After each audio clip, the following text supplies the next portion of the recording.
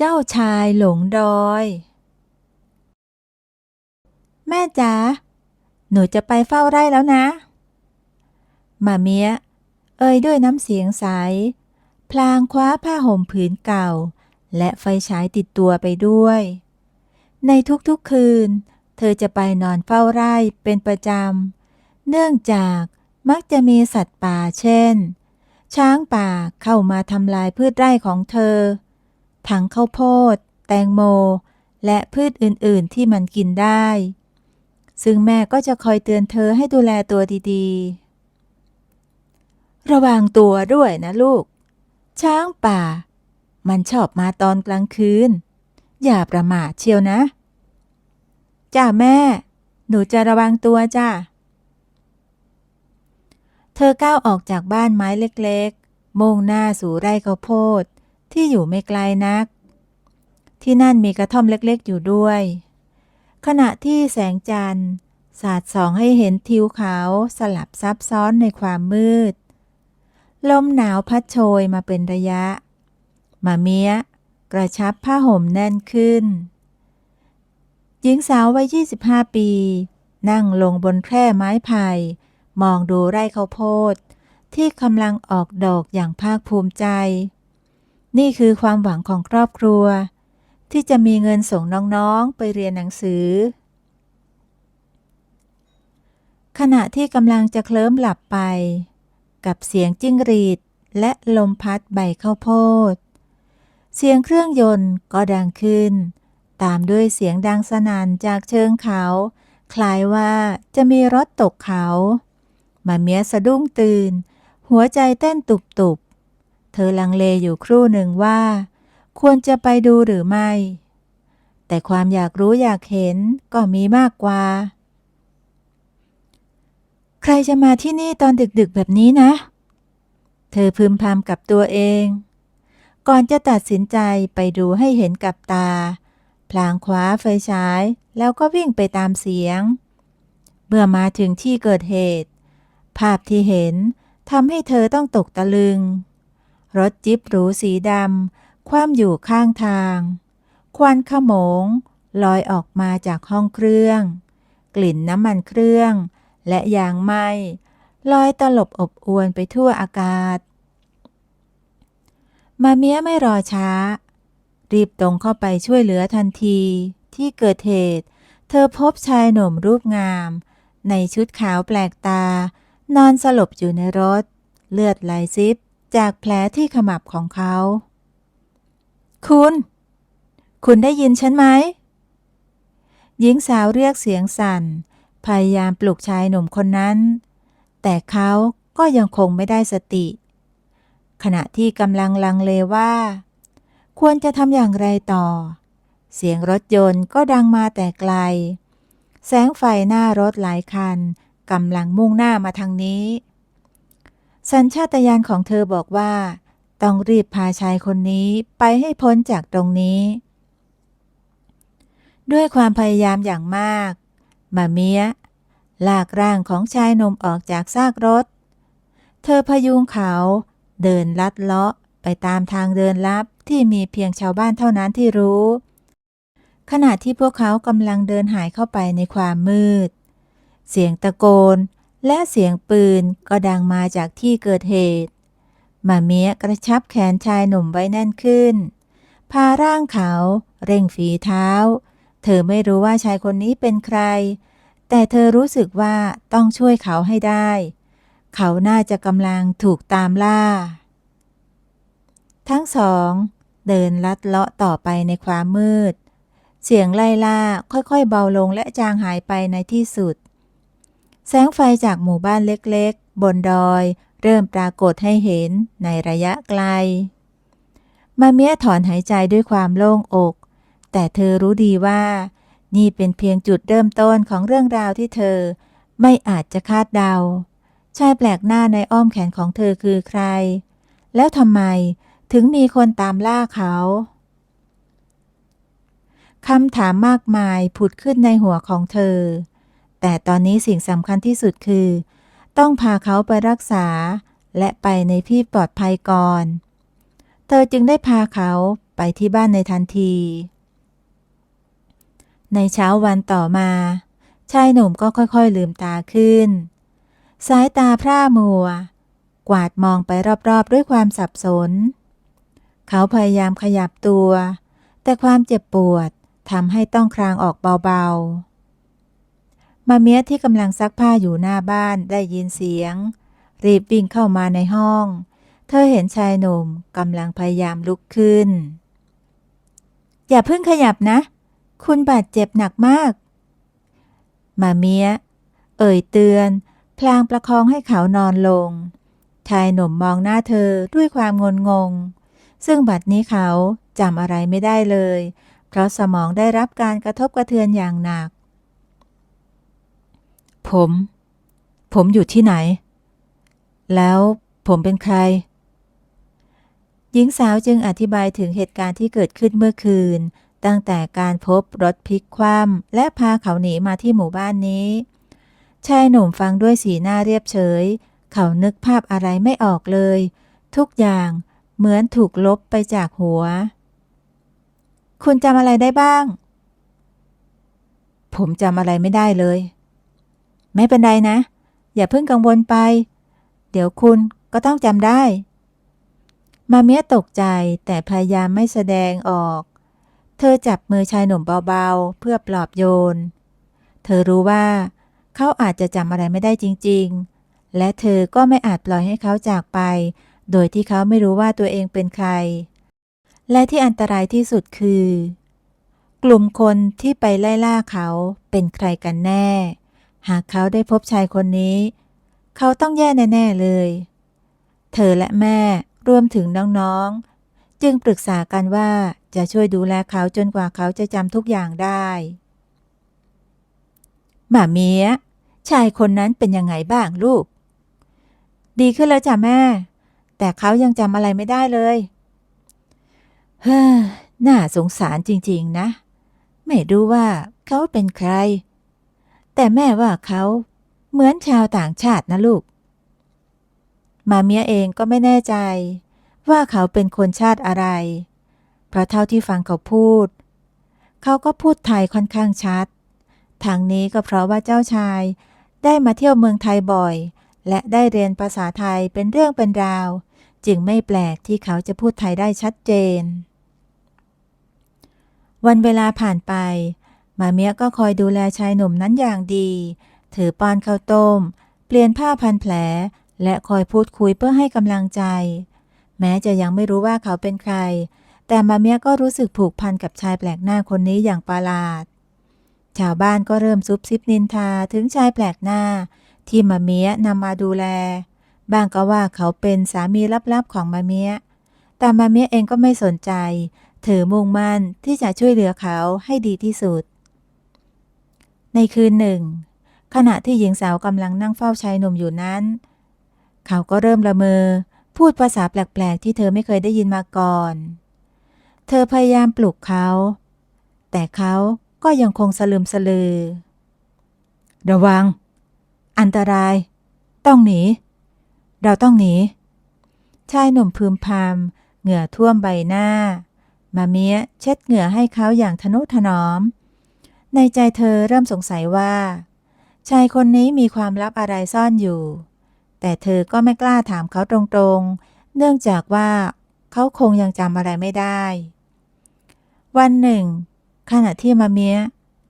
พาชายหนุ่มนั้นออกมาเดินเล่นรับอากาศบริสุทธิ์เสียงเฮลิคอปเตอร์ก็ดังก้องมาจากบนท้องฟ้าชายหนุ่มนั้นตัวสั่นเทาดวงตาเต็มไปด้วยความหวาดกลัวเข้าบ้านเร็วมาเมียเห็นดังนั้นจึงรีบพาเขาเข้าบ้านเธอแอบมองออกไปนอกหน้าต่างเห็นเฮลิคอปเตอร์บินวนอยู่เหนือหมู่บ้านเมื่อเฮลิคอปเตอร์บินจากไปหญิงสาวก็หันมามองชายหนุ่มที่ยังคงตัวสั่นถือนั่งลงข้างๆเขาจับมือเขาไว้แน่นคุณปลอดภัยแล้วนะคะฉันไม่ให้ใครมาทำร้ายคุณหรอกขอบคุณมากมาเมียรู้สึกถึงความอบอุ่นที่แผ่ซ่านในหัวใจแม้จะยังไม่รู้ว่าเขาเป็นใครกันแน่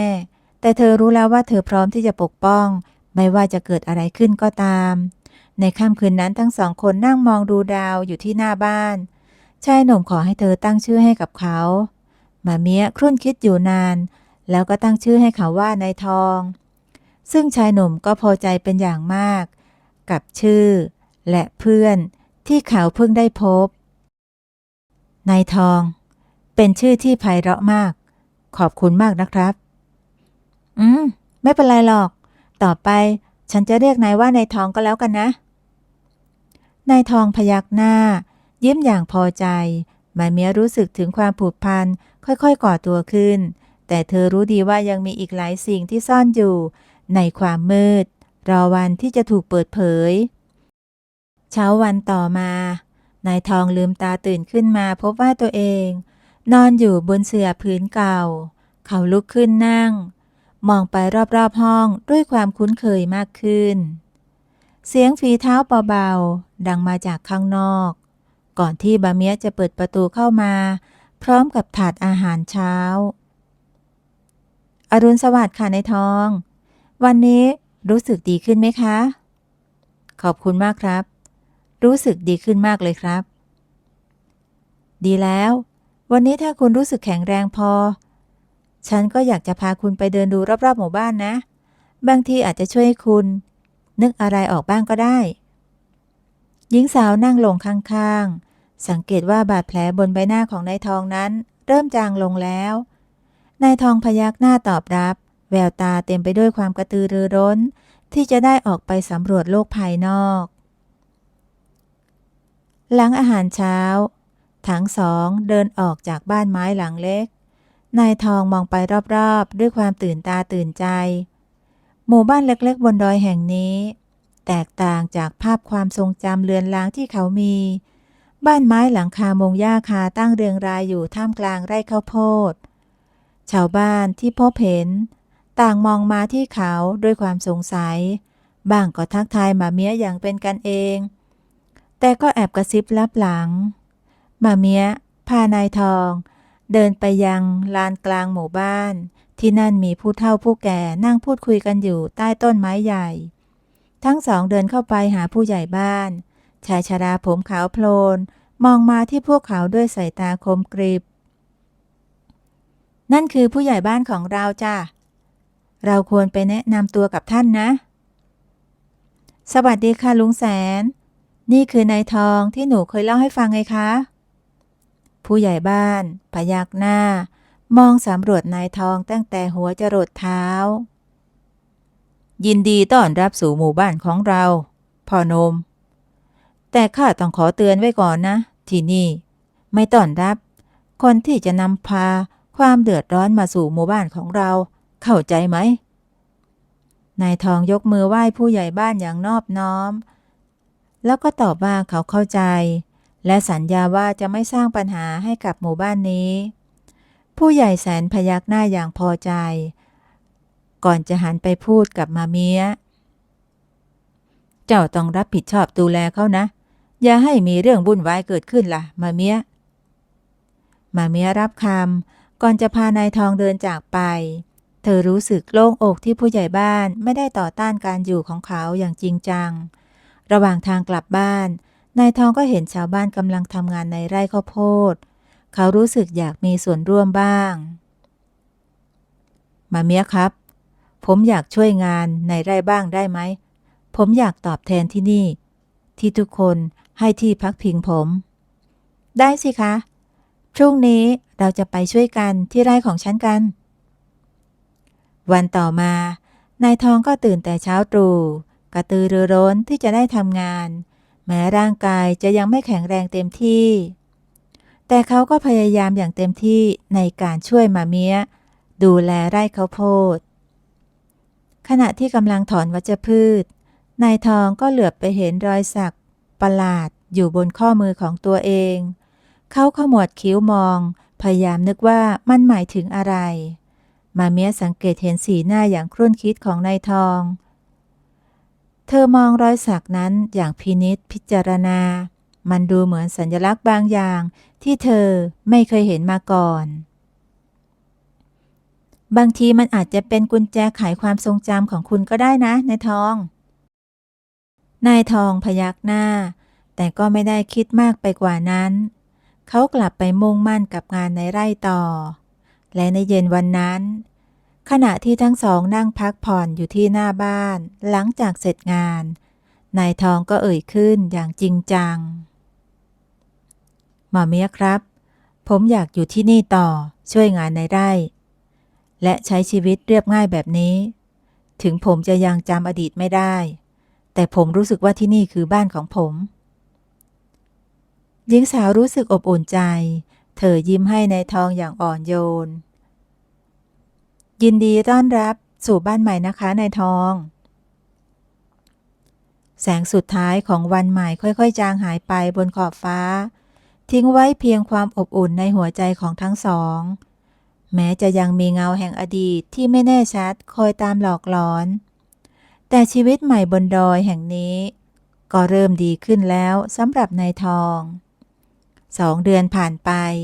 นายทองก็ปรับตัวเข้ากับชีวิตในหมู่บ้านได้อย่างดีเขากลายเป็นที่รักของชาวบ้านด้วยความขยันขันแข็งและมีน้ำใจงามแต่ความสุขและความสงบกำลังจะถูกทำลายลงเมื่อเช้าวันหนึ่งขณะที่นายทองกับอาเมียกำลังหักข้าวโพดในไร่ก็มีเสียงเฮลิคอปเตอร์ดังก้องมาจากท้องฟ้าอีกครั้งนายทองชะงักใบหน้าซีดเผือดนายทองเป็นอะไรไปนายทองไม่ตอบอะไรเขาจ้องมองท้องฟ้าด้วยสายตาหวาดกลัวเฮลิคอปเตอร์ลำใหญ่บินวนเวียนเหนือหมู่บ้านนายทองรีบดึงแขนมาเมียวิ่งเข้าไปในป่าข้างไร่ข้าวโพดทั้งสองซ่อนตัวอยู่ใต้พุ่มไม้หนามองเห็นทหารติดอาวุธหลายนายโรยตัวลงจากเฮลิคอปเตอร์พวกเขาเริ่มค้นหาตามบ้านแต่ละหลังในหมู่บ้านชายหนุ่มรู้สึกว่าคนกลุ่มนั้นกำลังตามหาตนอยู่นั่นหมายถึงความทรงจำของเขาเริ่มปรากฏขึ้นลางๆไม่มีใครเห็นเขาเลยครับท่านนายทหารคนหนึ่งรายงานกับชายคนหนึ่งซึ่งคาดว่าน่าจะเป็นเจ้านายของเขาจากนั้นชายดังกล่าวก็ก้าวลงจากเฮลิคอปเตอร์ท่าทางสง่าผ่าเผยเขากวาดสายตามองไปทั่วหมู่บ้านเขาต้องอยู่ที่นี่แน่ค้นให้ทั่วขณะเดียวกันนั้นนายทองก็รู้สึกปวดหัวอย่างรุนแรงภาพความทรงจำบางอย่างวูบเข้ามาในหัวเขาเห็นตัวเองอยู่ในชุดหรูหรายืนอยู่ในพระราชวังอันโออาแต่ภาพนั้นก็จางหายไปอย่างรวดเร็วผมต้องยอมไปกับพวกเขาผมไม่อยากให้ใครต้องมาเดือดร้อนเพราะผมอีกไม่ได้นะเราไม่รู้ว่าพวกเขาเป็นใครจะทำอะไรกับคุณกันแน่จังหวะนั้นเองเสียงฝีเท้าก็ดังเข้ามาใกล้ทหาร2 นายกำลังตรวจค้นพื้นที่รอบไร่มาเมียกุมมือในทองไว้แน่นพาเขาคลานไปอย่างเงียบเชียบอีกทางหนึ่งอย่างเบาที่สุดทั้งสองหลบหนีเข้าไปในป่าลึกมาเมียนำทางด้วยความคุ้นเคยกับพื้นที่พวกเขาเดินลัดเลาะไปตามเส้นทางลับที่แทบไม่มีใครรู้จักหลังจากเดินทางอย่างยากลำบากเป็นเวลาหลายชั่วโมงในที่สุดพวกเขาก็มาถึงถ้ำแห่งหนึ่งบนยอดเขาสูงซึ่งที่นั่นเป็นถ้ำแห่งหนึ่งที่เธอและพ่อมักจะมาพักเมื่อเข้าป่าล่าสัตว์และคนนอกไม่มีใครรู้แม้แต่คนในพื้นที่บางคนก็ยังไม่มีใครรู้ด้วยซ้ำว่ามีถ้ำอยู่แถวนี้อยู่ที่นี่เราจะปลอดภัยมีแค่ฉันกับพ่อเท่านั้นที่รู้จักที่นี่นายทองซุดตัวลงนั่งหลังพิงผนังถ้ำสีหน้าเต็มไปด้วยความสับสนและกังวลเขารู้สึกปวดหัวเป็นพักๆเนื่องจากเขาพยายามใช้ความคิดแต่มันก็เลือนลางเหลือเกินผมเป็นใครกันแน่ทำไมถึงมีคนตามล่าผมฮ่าเราจะหาคำตอบไปด้วยกันนะแต่ตอนนี้คุณต้องพักก่อนอย่าเพิ่งใช้ความคิดมากเลย ในคืนนั้นขณะที่นายทองหลับไปด้วยความอ่อนเพลียมาเมียก็นั่งเฝ้าอยู่ที่ปากถ้ำเธอมองดูแสงไฟจากหมู่บ้านในระยะไกลความกังวลใจเริ่มก่อตัวขึ้นในใจเธอรู้ว่าชีวิตของพวกเขาอาจจะไม่เหมือนเดิมอีกต่อไปในขณะเดียวกันภายในหมู่บ้านชายในชุดสูทสีดำยืนอยู่ที่ลานกลางหมู่บ้านเขาหยิบรูปถ่ายของนายทองออกมาดูสีหน้าเรียบนิ่งและเคร่งเครียดก่อนรุ่งสางมาเมียและนายทองก็ได้เดินทางออกจากถ้ำและกลับเข้าบ้านอย่างระแวดระวังกลัวว่าคนกลุ่มนั้นจะดักรอพวกเขาเมื่อถึงบ้านแม่และน้องสาวก็รีบโผล่เข้ามาหาด้วยความเป็นห่วงมาเมียหายไปไหนมาทั้งคืนลูกรู้ไหมว่ามีคนแปลกหน้ามาถามหานายทองด้วยนะนั่นสิคะพี่มาเมียคนพวกนั้นหน้าตาดุดันน่ากลัวมากเลยหญิงสาวจึงเล่าเรื่องราวให้แม่และน้องสาวฟังทุกคนได้ฟังก็รู้สึกกังวลมากใจหนึ่งก็อยากให้นายทองไปให้พ้นจากหมู่บ้านกลัวว่าเขาจะนำพาความเดือดร้อนมาสู่หมู่บ้านแต่อีกใจก็สงสารเขายังจำอะไรไม่ได้เลยแต่ก็ยังดีที่เขาเริ่มจำได้บ้างแล้วอีกไม่นานทุกคนก็คงจะได้รู้ความจริงว่าเกิดอะไรขึ้นกันแน่ทันใดนั้นน้องชายของมาเมียก็วิ่งกระหืดกระหอบเข้ามาสีหน้าตื่นตระหนกแม่พี่มาเมียคนพวกนั้นอะไรของแกไอ้ม่อนคนพวกนั้นทำไมว่ามาเร็วเข้าไม่ทันที่น้องชายจะได้พูดต่อเสียงฝีเท้าก็ดังมาจากหน้าบ้านทุกคนหันไปมองเห็นชายร่างสูงในชุดสูทสีดำเดินออกมาตามมาด้วยทหารติดอาวุธอีก2 นายทองลุกพรวดขึ้นยืนดึงหม่าเมียให้อยู่ข้างหลังพวกคุณเป็นใครต้องการอะไรกันแน่ชายในชุดสูทยิ้มบางๆก่อนจะยืนตรงพร้อมทหารติดตามและทำความเคารพอย่างนอบน้อมเจ้าชายฟาฮัดข้าคือคาริมองครักษ์คนสนิทของท่านไงล่ะครับพวกเราตามหาท่านมานานที่แท้ท่านก็มาอยู่นี่เองเจ้าชายผมคือเจ้าชายงั้นเหรอใช่แล้วครับท่านคือเจ้าชายฟาฮัดรัชทายาทแห่งอาณาจักรทะเลทรายท่านหายตัวไปนานหลายเดือนพวกเรากังวลใจมากเลยมาเมียและน้องสาวทุกคนฟังอย่างตกตะลึงไม่เคยคิดมาก่อนว่าชายที่พวกเขาได้ช่วยเหลือและใช้ชีวิตร่วมกันมาหลายเดือนจะเป็นถึงเจ้าชายต่างแดนคาริมเล่าต่อว่าเจ้าชายประสบอุบัติเหตุระหว่างหนีการลอบปลงพระชนกลุ่มกบฏต้องการโค่นล้มราชวงศ์ของเราตอนนี้สถานการณ์ในวังวุ่นวายมากท่านอาเมียซึ่งเป็นท่านลุงของท่านกำลังพยายามขึ้นของราชย์แทนความทรงจำบางอย่างเริ่มหวนกลับมาในหัวของนายทองเขาเห็นภาพวังขนาดใหญ่ห้องอันโออาหรูหราและใบหน้าของชายชราที่ดูคุ้นตานั่นก็คือท่านลุงอาเมียของเขาแล้วแม่ของผมล่ะท่านแม่ของข้าล่ะพระนางถูกท่านอาเมียจับขังไว้ในทุกข์ใต้ดินเราต้องรีบกลับไปช่วยพระนางโดยเร็วที่สุด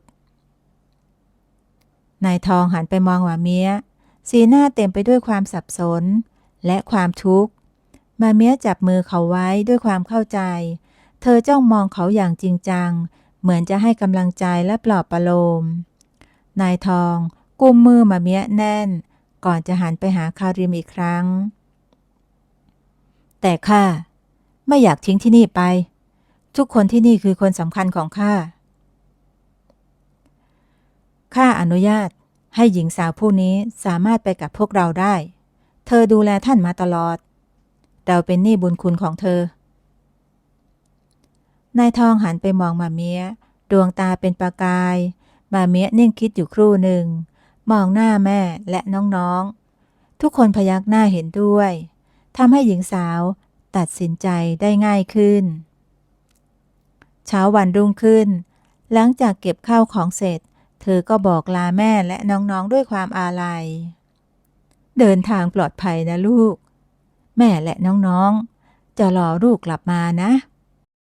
ขอบคุณมากจ้ะแม่หนูจะดูแลตัวเองดีๆจ้ะแล้วก็จะรีบมาหาแม่กับน้องๆนะจ๊ะ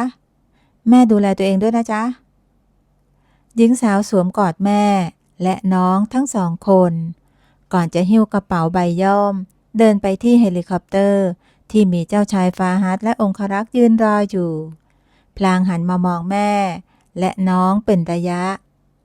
เมื่อทุกอย่างเรียบร้อยทั้งหมดก็ขึ้นเฮลิคอปเตอร์ไปที่สนามบินเล็กเพื่อนั่งเครื่องบินส่วนตัวไปยังดินแดนทะเลทรายเจ้าชายฟาฮัดนั่งข้างหม่าเมียกุมมือเธอไว้แน่นเมื่อเห็นเธอนั่งตัวสั่นเทาเพราะนี่เป็นครั้งแรกที่เธอได้นั่งเครื่องบินส่วนตัวลำเล็กมุ่งหน้าสู่ดินแดนทะเลทรายที่เธอเองก็ไม่เคยเห็นมาก่อนหญิงสาวรู้สึกกังวลกับสิ่งที่รออยู่เบื้องหน้าแต่เธอมั่นใจว่าความรักของพวกเขาจะผ่านพ้นอุปสรรคได้เวลาผ่านไปหลายชั่วโมงแสงอาทิตย์ยามเช้าสาดส่องลงบนผืนทรายสีทองอันกว้างใหญ่เครื่องบินลำเล็กบินต่ำลงเหนือเมืองหลวงของอาณาจักรทะเลทรายเจ้าชายฟาฮัดหรือที่มาเมียรู้จักในนามนายทองมองลงมาที่บ้านเกิดของตนเองด้วยความรู้สึกคุ้นเคยมาเมียนั่งอยู่ข้างๆดวงตาเบิกกว้างด้วยความตื่นตะลึงกับภาพที่เห็นตรงหน้าว้าวสวยงามมากเลยค่ะนี่แหละบ้านของข้าแต่ตอนนี้มันคงไม่เหมือนเดิมแล้วเราจะลงจอดที่ลานบินลับในวังเก่าท่านลุงอาเมียคงไม่คาดคิดว่าเราจะกลับมาทางนี้นะเจ้าชายคาริมที่นั่งอยู่ด้านหลังหันมาพูดกับเจ้าชายฟาฮัดเมื่อเครื่องบินลงจอดทุกคนก็รีบลงจากเครื่องอย่างรวดเร็วคาริมนำทางพวกเขาผ่านอุโมงค์ลับใต้ดินมุ่งหน้าสู่ห้องประชุมลับที่ซ่อนอยู่ในส่วนลึกของวังเก่าภายในห้องประชุมมีชายหญิงหลายคนรออยู่แล้วพวกเขาทั้งตกใจและดีใจที่เห็นเจ้าชายฟาฮัดยังมีชีวิตอยู่เจ้าชายพระองค์ทรงปลอดภัยแล้วหญิงวัยกลางคนคนหนึ่งร้องออกมาด้วยความยินดีเจ้าชายฟาฮัดพยักหน้าและขอบคุณทุกคนที่ยังจงรักภักดีจากนั้นพวกเขาก็เร่งวางแผนเพื่อช่วยเหลือพระมารดาของเจ้าชายฟาฮัดที่บัดนี้พระองค์ถูกขังอยู่ในคุกใต้ดินและยึดบัลลังก์คืนมาให้ได้ทุกคนในห้องเริ่มถกเถียงกันอย่างเคร่งเครียดมาเมียนั่งฟังอย่างตั้งใจแม้จะไม่เข้าใจการเมืองในวังทั้งหมดแต่เธอก็พยายามเรียนรู้หลังจากหารือกันเป็นเวลานานแผนการก็เริ่มก่อร่างขึ้นพวกเขาจะแบ่งออกเป็นสองกลุ่มแรกนำโดยคาริมไปช่วยปลดปล่อยพระมารดาของเจ้าชายจากคุกใต้ดินส่วนอีกกลุ่มนำโดยเจ้าชายฟาฮัดจะบุกเข้าไปในท้องพระโรงเพื่อเผชิญหน้ากับท่านลุงอาเมียที่บัดนี้กำลังเสวยสุขอยู่บนบัลลังก์จากนั้นทุกคนก็แยกย้ายไปทำหน้าที่เจ้าชายฟาฮัดสวมเกราะสีทองที่สวมใส่ในพิธีสำคัญส่วนบาเมียก็ได้รับชุดแขนยาวสีน้ำเงินเข้มที่ช่วยพรางตัวได้ดีในเงามืดก่อนจะออกปฏิบัติการเจ้าชายฟาฮัดก็ดึงมาเมียมาสวมกอดไว้แน่นไม่ว่าจะเกิดอะไรขึ้นจงรู้ไว้ว่าข้ารักเจ้านะมาเมียฉันก็รักคุณค่ะเราจะผ่านเรื่องนี้ไปด้วยกันนะคะเจ้าชายทั้งสองกลุ่มแยกย้ายกันไปตามแผนที่วางไว้เจ้าชายฟาฮัดมาเมียและทหารผู้จงรักภักดีอีกหลายนายลอบเข้าไปสู่วังหลวงผ่านทางลับ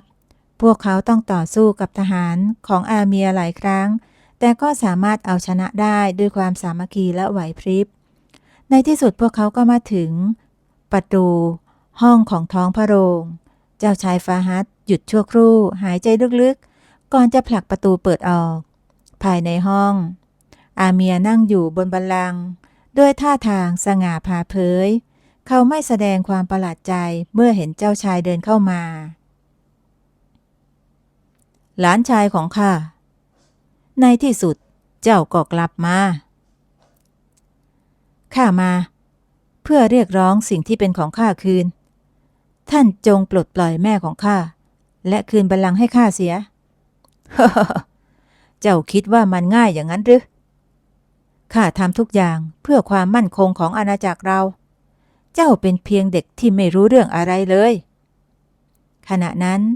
ประตูอีกบานหนึ่งก็เปิดออกคาริมและกลุ่มของเขาก็เดินเข้ามาพร้อมกับพระมารดาของเจ้าชายฟาฮัดพระนางดีใจมากเมื่อเห็นโอรสที่หายไปนานฟาฮัดลูกแม่ท่านแม่สองแม่ลูกโผล่เข้าสวมกอดกันโดยความรักหลังจากที่ไม่ได้เจอกันนานหลายเดือนอาเมียเห็นดังนั้นก็มีสีหน้าเคร่งเครียดขึ้นทันทีเขาลุกขึ้นยืนก่อนจะพูดอย่างไม่พอใจเจ้าอาจจะชนะวันนี้แต่เจ้าไม่มีทางปกครองอาณาจักรนี้ได้ดีเท่าข้าหรอกข้าอาจจะยังไม่พร้อมแต่ข้าก็จะเรียนรู้และข้าก็มีคนที่ข้าไว้ใจคอยช่วยเหลือท่านไม่ต้องห่วงหรอก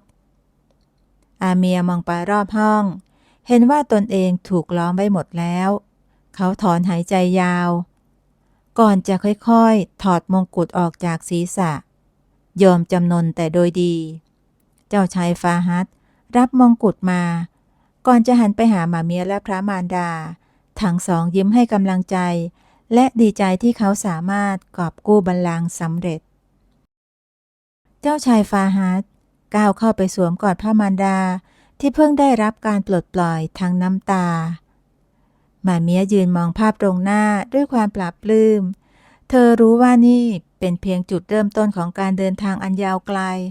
แต่เธอก็พร้อมที่จะก้าวไปพร้อมกับเจ้าชายฟาฮัดเพื่อสร้างอนาคตที่สดใสให้กับอาณาจักรแห่งนี้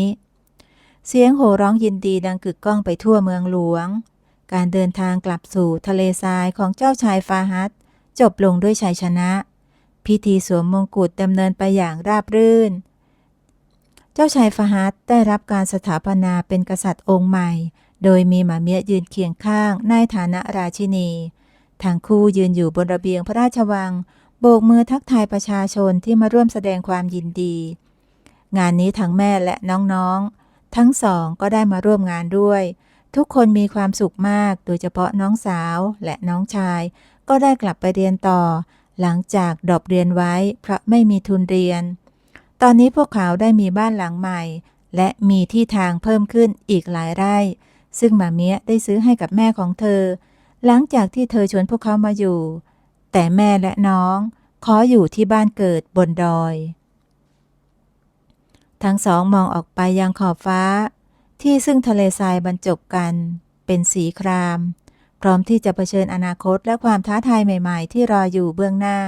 ด้วยความรักและความเข้าใจที่มีให้กัน5 ปีผ่านไปอาณาจักรทะเลทรายก็เฟื่องฟูภายใต้การปกครองของกษัตริย์ฟาฮัดและราชินีมาเมียความรักของทั้งคู่ยิ่งลึกซึ้งขึ้นตามกาลเวลาและความแตกต่างระหว่างวัฒนธรรมของพวกเขาก็กลายเป็นจุดแข็งที่ช่วยให้อาณาจักรเติบโตอย่างสมดุลจบบริบูรณ์